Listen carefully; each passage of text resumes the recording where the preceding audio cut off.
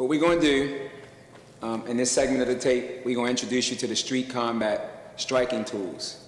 I suggest that when you're using hand techniques on the street, you try to use open hand techniques, or if you strike them with the fist, it's better to use like hammer fist type techniques rather than straight punches, because a lot of times people have tried to punch on the street and they injured their hands.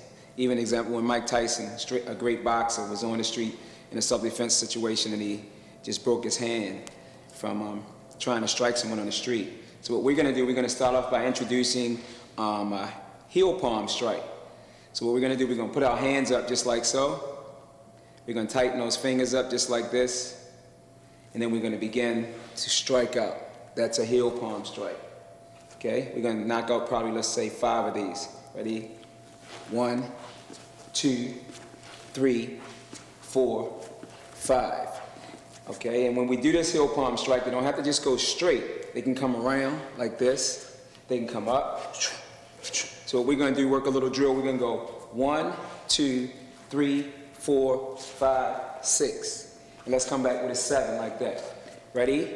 1, 2, 3, 4, 5, 6, 7.